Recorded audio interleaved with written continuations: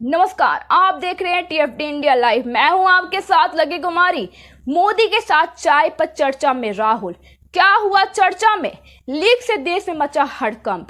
देश के दो प्रमुख राजनीतिक प्रतिद्वंदी प्रधानमंत्री नरेंद्र मोदी और कांग्रेस नेता राहुल गांधी को एक ही फ्रेम में हंसते हुए देखा गया, जिसने देश की राजनीतिक हलचल को बढ़ा दिया है। शुक्रवार को लोकसभा की कार्रवाई के बाद ही हुए अनौपचारिक चाय की बैठक की तस्वीरें तेजी से सोशल मीडिया पर वायरल हो रही है। मोदी राहुल की बैठक में चर्चा में क्या हुआ? प्रधानमंत्री नरेंद्र मोदी और विपक्षी नेता राहुल गांधी के बीच हुई इस ऐतिहासिक बैठक ने एक नई तस्वीरें पेश की है, जहां संसद में दोनों नेताओं के बीच तीखी बहस भी हुई थी। वहीं शुक्रवार की बैठक में उन्होंने सौजन्यपूर्ण तरीके से मुलाकात की। बैठक में उपस्थित कुछ व्यक्तियों के अनुसार मोदी और राहुल ने एक दूसरे को नमस्ते कहकर अभिवादन किया और कैमरे के सामने मुस्कुराए।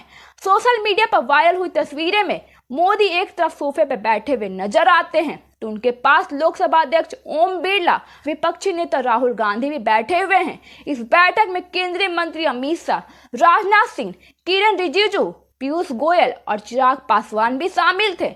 इसके अलावा कोलकाता उत्तर से तृणमूल कांग्रेस के सांसद सुदीप बंदोपाध्याय भी इस बैठक में शामिल थे। हाल की बैठक की चर्चा के विषय के बारे में कोई ठोस जानकारी नहीं है, अभी तक सामने भी नहीं आई है। मोदी राहुल की इस चाय पर चर्चा ने राजनीति में एक नई चर्चा शुरू कर दी है। मोदी सरकार ने शुक्रवार को बिहार, पश्चिम बंगाल समेत 7 राज्यों को एक बड़ा तोहफा दिया है। मोदी सरकार ने 8 नई रेलवे परियोजनाओं को मंजूरी दे दी है। प्रधानमंत्री मोदी ने कहा कि इस परियोजनाओं को लक्ष्य कनेक्टिविटी संबंधी बुनियादी ढांचे को बढ़ावा देना और रोजगार को बढ़ावा देना है। रेल मंत्री अश्विनी वैष्णव ने एक संवाददाताओं सम्मेलन में इस बात की जानकारी दी कि मोदी सरकार ने 7 राज्यों में 8 नई रेलवे परियोजनाओं को मंजूरी दे दी है। सरकार का कहना है कि इन परियोजनाओं से संपर्क बढ़ेगा, यात्रा आसान होगी, तेल आयात और कार्बन उत्सर्जन में कमी आएगी, कनेक्टिविटी संबंधी बुनियादी ढांचे को बढ़ावा मिलेगा, साथ ही इससे रोजगार भी पैदा होगा। मंत्री अश्विनी वैष्णव ने मंत्रिमंडल निर्णय के बारे में संवाददाताओं को जानकारी देते हुए कहा कि यह परियोजना क्षेत्र में विकास कर लोगों को आत्मनिर्भर बनाएगी। इस तरह से रोजगार के अवसर बढ़ेंगे।